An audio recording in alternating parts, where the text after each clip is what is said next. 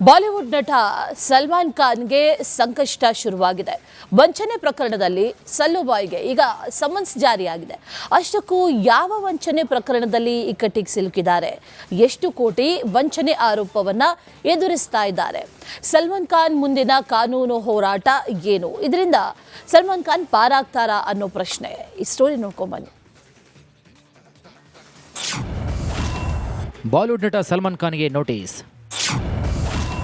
Jewellery shop ಮಾಲೀಕನಿಂದ ವಂಚನೆ ಆರೋಪ.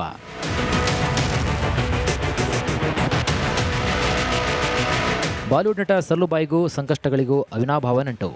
Bollywood ಬ್ಯಾಡ್ ಬಾಯ್ ಆಗಾಗ ಸಿನಿಮಾ ಹೊರತಾಗಿ ಕೂಡ ಸುದ್ದಿಯಲ್ಲಿ ಇರ್ತಾರೆ.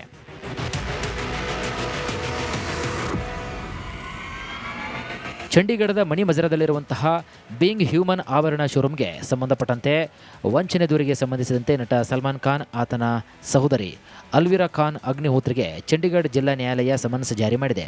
ಜೊತೆಗೆ style and content jewellery private ಲಿಮಿಟೆಡ್ನ ನಿರ್ದೇಶಕರಿಗೂ ಕೂಡ ಕೋರ್ಟ್ ಸಮನ್ಸ್ ನೀಡಿದೆ. ಎಲ್ಲ ಆರೋಪಿಗಳು ಅಕ್ಟೋಬರ್ 5ರಂದು ಹಾಜರಾಗಿ ಆರೋಪಗಳಿಗೆ ಉತ್ತರಗಳನ್ನು ಸಲ್ಲಿಸುವಂತೆ ನ್ಯಾಯಾಲಯ ನಿರ್ದೇಶನ ನೀಡಿದೆ.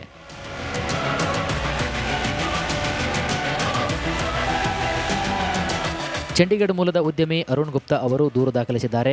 ಬೀಯಿಂಗ್ ಹ್ಯೂಮನ್ ಆವರಣಗಳನ್ನು ಮಾರಾಟ ಮಾಡಲು ಪರವಾನಗಿ ಪಡೆದ style and content jewellery private limited ಕಂಪನಿಯೊಂದಿಗೆ ಒಪ್ಪಂದ ಮಾಡಿಕೊಂಡ ನಂತರ ಗುಪ್ತಾ ಸುಮಾರು 3 ಕೋಟಿ ರೂಪಾಯಿಗಳನ್ನು ಹೂಡಿಕೆ ಮಾಡಿದರು.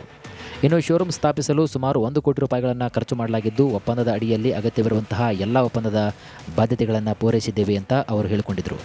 ಶೋರೂಮ್ ಶುರುವಾದ ನಂತರ ಕಂಪನಿ ನೀಡಿದ ವ್ಯಾಪಾರ ಬೆಂಬಲವನ್ನು ಒದಗಿಸಲು ವಿಫಲವಾಗಿದೆ.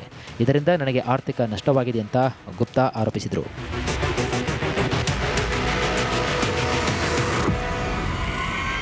ಒಟ್ಟಾರೆಯಾಗಿ ಈ ಪ್ರಕರಣದ ಮುಂದಿನ ವಿಚಾರಣೆ ಅಕ್ಟೋಬರ್ 5ರಂದು ನಡೆಯಲಿದ್ದು, ತಮ್ಮ ಆರೋಪಗಳಿಗೆ ಏನು ಉತ್ತರಿಸ್ತಾರೆ ಅಂತ ಕಾದು ನೋಡಬೇಕಾಗಿದೆ.